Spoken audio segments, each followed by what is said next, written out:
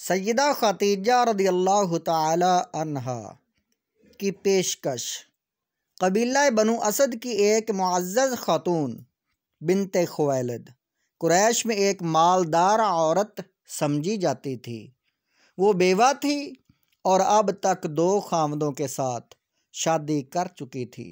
ان کے دوسرے خاوند نے بہت کچھ مال و اسباب چھوڑا تھا۔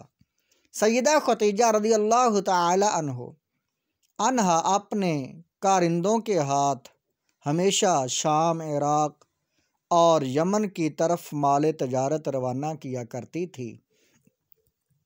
رسول اللہ صلی اللہ علیہ وآلہ وسلم کی دیانت و امانت کا شہرہ سن کر انہوں نے اپنے بھتیجے قتیمہ کی معرفت اس امر کی خواہش ظاہر کی کہ رسول اللہ صلی اللہ علیہ وآلہ وسلم ان کا مال تجارت لے کر شام کی طرف جائیں اور بطور کارندہ خدمات انجام دیں۔ آپ صلی اللہ علیہ وآلہ وسلم نے اپنے چاچا ابو طالب کے مشورہ کے بعد اس خواہش کو منظور کر لیا، اور سیدہ خدیجہ رضی اللہ تعالی عنہ نے حضرت سیدہ خدیجہ رضی اللہ تعالی عنہا نے آپ صلی اللہ علیہ وسلم کے لیے معقول معاوضہ مقرر کر دیا۔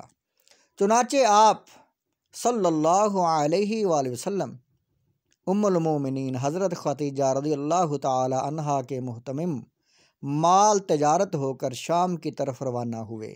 اس سفر میں خدیجہ رضی اللہ تعالی عنہا کا غلام میسرہ اور خدیجہ رضی اللہ تعالی عنہا کا ایک عزیز خزیمہ ابن حکیم بھی رسول اللہ صلی اللہ علیہ وسلم کے ہمراہ تھے۔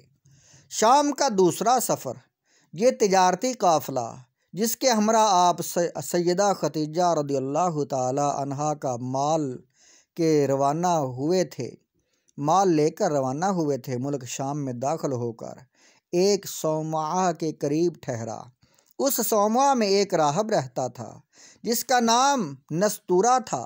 نستورہ نے رسول اللہ صلی اللہ علیہ وسلم کو دیکھا تو اپنے صومعہ سے بعض کتب سماویہ لے کر آیا۔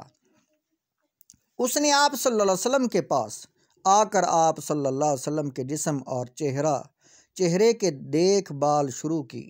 کبھی آپ صلی اللہ علیہ وسلم کو دیکھتا، کبھی کتب سماویہ کو پڑھتا اور مقابلہ کرتا۔ اس عجیب کیفیت کو دیکھ کر خزیمہ کے دل میں شک پیدا ہوا اور اس نے بلند آواز سے یا آل غالب کہا، یعنی آل غالب جلدی مدد کو پہنچو۔ یہ آواز سن کر قافلہ کے تمام قریش دوڑ پڑے۔ نستورہ اس طرح قریش کو آتے دیکھ کر وہاں سے بھاگا اور اپنے صومعہ کی چھت پر جا بیٹھا۔ وہاں سے قافلہ والوں کو بتایا کہ خطرہ کی کوئی بات نہیں تھی، میں اس شخص کا جو تمہارے ساتھ ہے کتب سماویہ کو دیکھ کر معائنہ کر رہا تھا۔ نبی آخر زماں کے جو علامات اور خط و خال ہماری کتابوں میں لکھے ہیں وہ سب اس میں موجود ہیں۔ یہ سن کر سب کو اطمینان ہوا۔ اس سفر میں بھی قافلہ کا مال بہت منافع سے فروخت ہوا۔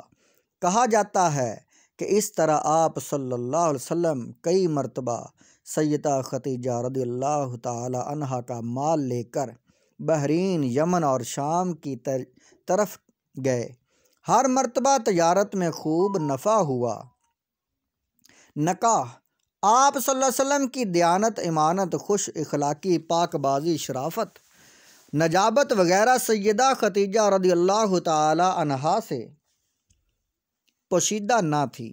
اگرچہ مکہ کے شرفاء و امراء میں سے ہر ایک سیدہ خدیجہ الکبریٰ سے نکاح کا آرزو مند تھا، مگر انہوں نے خود نفیسہ نامی عورت کے ذریعے اور بروایت دیگر عاتقہ بن عبد المطلب کے ذریعے رسول اللہ صلی اللہ علیہ وسلم کی خدمت میں شادی کا پیغام بھیجا۔